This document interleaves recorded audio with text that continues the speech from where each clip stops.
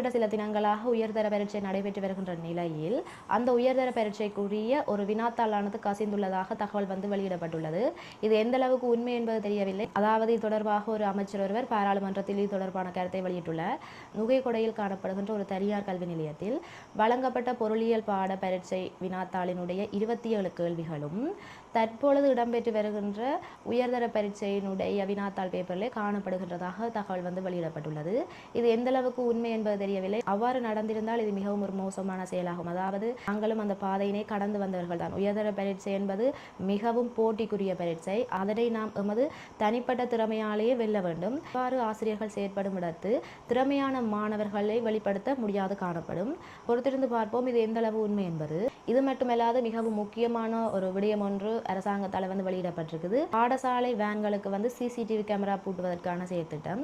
இது பெண்கள் மற்றும் சிறுவர்களுடைய பாதுகாப்பை உறுதிப்படுத்துவதற்காக மேற்கொள்ளப்படுகின்றது. உண்மையிலே இது ஒரு சிறந்த திட்டம். தற்பொழுது நாட்டில் ஏற்படுகின்ற பல்வேறு துஷ்பிரயோகங்களாக இருக்கட்டும், துன்புறுத்தல்களாக இருக்கட்டும், வன்முறைகளாக இருக்கட்டும், அனைத்தையும் கட்டுப்படுத்துவதற்கு இது ஒரு சிறந்த நடவடிக்கை. மற்றும் பாடசாலை மாணவர் என்பது எமது நாட்டினுடைய மிகவும் முக்கியமான அங்கம்.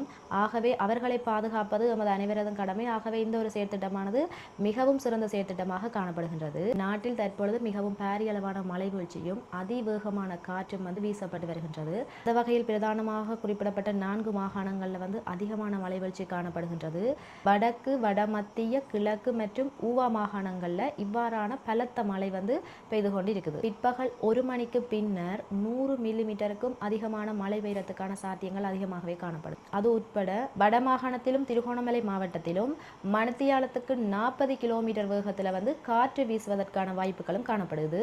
காற்றுடன் கூடிய மழை பெய்கின்ற பொழுது இடி மின்னல் ஏற்படுவதற்கு சாத்தியங்கள் அதிகமாகவே காணப்படுது. ஆகவே மக்கள் இதற்கான முன்னெச்சரிக்கையோடு இருப்பது சிறந்தது. இவ்வாறான காலநிலையானது வருகின்ற 30ஆம் திகதி வரை காணப்படும். வருகின்ற 29ஆம் திகதி இந்த காலநிலையானது அதிகரிப்பதற்கான சாத்தியங்களும் காணப்படுகின்றது. ஆகவே பொதுமக்கள் முன்னெச்சரிக்கையோடு இருங்க. இவ்வாறான காலநிலையின் போது சில விஷயங்களை பின்பற்ற வேண்டும்.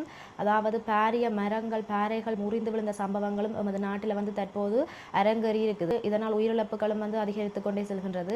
தற்பொழுது காணப்படுகின்ற காலநிலை காரணமாக இதுவரையில 9 மரணங்களும் நிகழ்ந்துள்ளது. ஆகவே பொதுமக்கள் சில நடைமுறைகளை பின்பற்றி தமது பாதுகாப்பை உறுதிப்படுத்திக் கொள்வது சிறந்ததாக காணப்படுகிறது.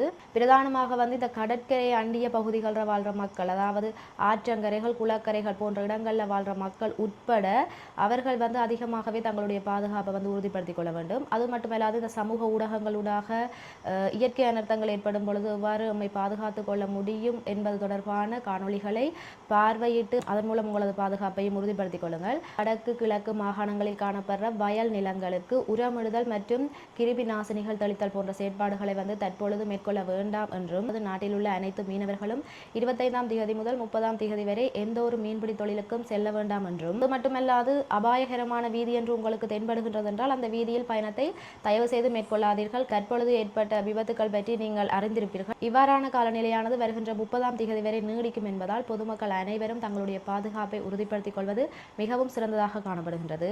அது மட்டுமல்லாது வவுனியாவில் காணப்படுகின்ற மிக பெரிய அளவிலான இலத்திரனியல் காட்சியறை ஒன்று நேற்றைய தினம் முழுமையாக தீ பரவலால் அழிவடைந்திருக்கு. காட்சியறையினுடைய மேற்பகுதியில் காணப்படுகின்ற மின் ஒழுக்கினால் இந்த விபத்தானது ஏற்பட்டிருக்கலாம் என்று சந்தேகிக்கப்படுகின்றது. இந்த சம்பவம் இடம்பெற்று ஒரு சில நிமிடங்களுக்குள் தீயை அணைப்பதற்கு முயற்சி செய்தும் இது பலனளிக்கவில்லை. என்னுடைய சேனலை சப்ஸ்கிரைப் செய்து லைக் செய்து என்னுடைய சேனலோட தொடர்ச்சியாக இணைந்திருங்கள். நன்றி சொந்தங்களே. நான் உங்கள் நிலக்ஷி.